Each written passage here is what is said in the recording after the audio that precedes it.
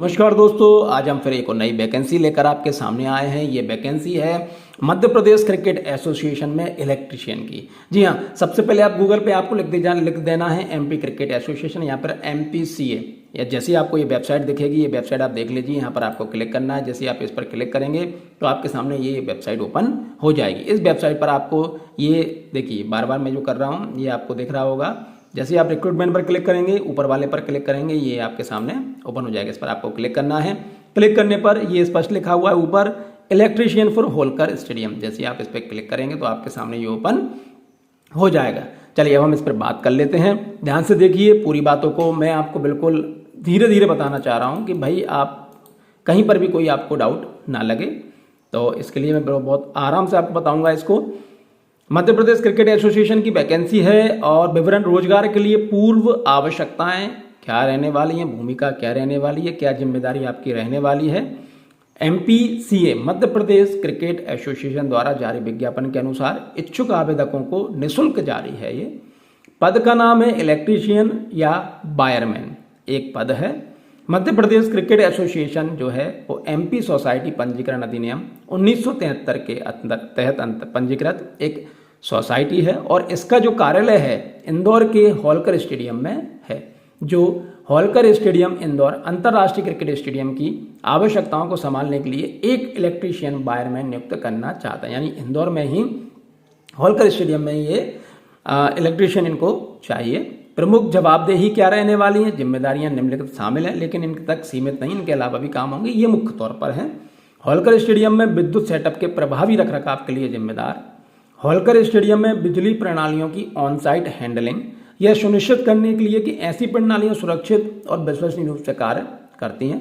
परीक्षण करना, ओवरहॉलिंग करना, मरम्मत करना, नियमित और निवारक रखरखाव, DJ सेट का संचालन और रखरखाव, geyser, boiler, AC, water pump, stabiliser, UPS, inverter आदि जैसे विद्युत उपकरण या विद्युत उपकरणों की मरम्मत और रखरखाव, सभी प्रकार के केबलिंग कार्यों, आंतरिक वायरिंग, सामान्य भवन प्रकाश और बिजली आदि की समय समय पर जांच, स्ट्रीट और सुरक्षा लाइट आदि का रखरखाव, LT, sub station, transformer, earthing system आदि के आवधिक रखरखाव के लिए MPCA, MPEB के विद्युत ठेकेदारों के साथ समन्वय, उनके साथ बातचीत, DJ सेट से संबंधित आवश्यकताओं, संचालन, मानदंडों आदि के लिए MPCA, MPEB विद्युत सुरक्षा विभाग के विद्युत ठेकेदारों के साथ समन्वय, घरेलू और अंतर्राष्ट्रीय मैचों के दौरान विद्युत कार्यों से संबंधित आवश्यकताओं, वीडियो विश्लेषकों की आवश्यकताओं आदि का निष्पादन करना। शिक्षा क्या रहने वाली है, कौशल, अनुभव देखते हैं। यह कार्यकाल आधारित संविदात्मक नियुक्ति है, संविदा की है। पुरुष उम्मीदवार चाहिए 25 से 40 साल के लिए, 40 साल का होना चाहिए, 25 से 40 साल। परिचालन भवनों, स्थलों आदि को संभालने का कम से कम 3 से 4 वर्षों का अनुभव हो उनके पास। वायरिंग का परीक्षण, दोष का पता लगाना और सुधार आदि जैसे कार्यों के लिए परिचालन स्तर पर उचित शिक्षा, अच्छे संस्थान से प्रशिक्षण और अनुभव। विद्युत सुरक्षा विभाग से वैधानिक लाइसेंस चाहिए। विद्युत उपकरण फिटिंग, विद्युत उपकरण, वोल्टीमीटर, मल्टीमीटर, अर्थ टेस्टर आदि का उपयोग करने का ज्ञान और अनुभव।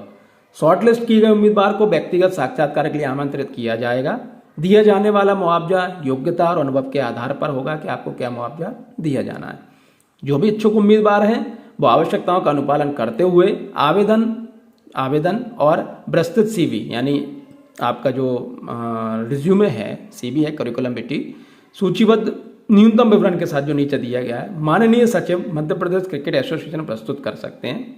विवरण के साथ आवेदन एक आवेदन है सीलबंद लिफाफे में इच्छुक पद का उल्लेख करते हुए, जो भी आपका पद है, MPCA के कार्यालय में 20 से 25 मार्च 2024 तक किसी भी कार्य दिवस पर 1 बजे से 7 बजे के बीच में जमा करना है आपको। आगे की मूल्यांकन प्रक्रिया के लिए केवल शॉर्टलिस्ट किए गए उम्मीदवारों से संपर्क किया जाएगा। अपूर्ण CV पर विचार नहीं किया जाएगा। 20 से 25 मार्च के बीच में 1 से 7 बजे के बीच में आप वहाँ जमा करा सकते हैं। चलिए अब मुख्य चीज़ और आप उसमें क्या होने जा रही हैं, क्या CV में क्या होना चाहिए वो आप देख लीजिए। CV में उम्मीदवारों द्वारा वांछित किसी भी अन्य प्रासंगिक जानकारी के साथ जो भी आप दे रहे हैं उसके साथ साथ ये जो चीज़ें दी गई हैं ये मुख्य रूप से उसमें चाहिए रहेंगी।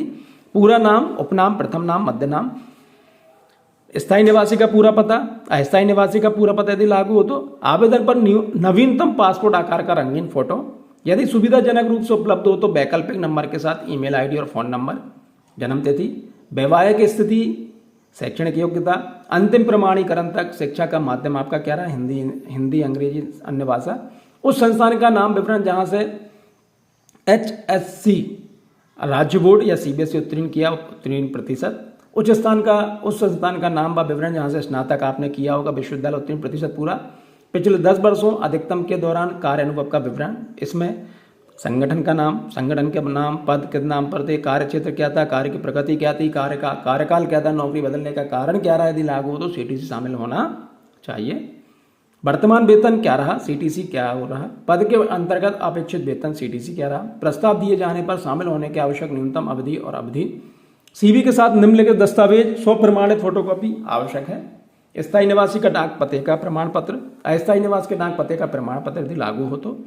जन्म तिथि का प्रमाण पत्र, सरकार द्वारा जारी कोई भी फोटो पहचान पत्र जिसमें पासपोर्ट हो सकता है, पैन कार्ड हो सकता है, आधार कार्ड हो सकता है, 10वीं की मार्कशीट, 12वीं की मार्कशीट, ग्रेजुएशन पोस्ट ग्रेजुएशन की मार्कशीट, पिछले नियोक्ताओं से कोई संदर्भ या प्रदर्शन प्रमाण पत्र भी आवश्यक रहेगा।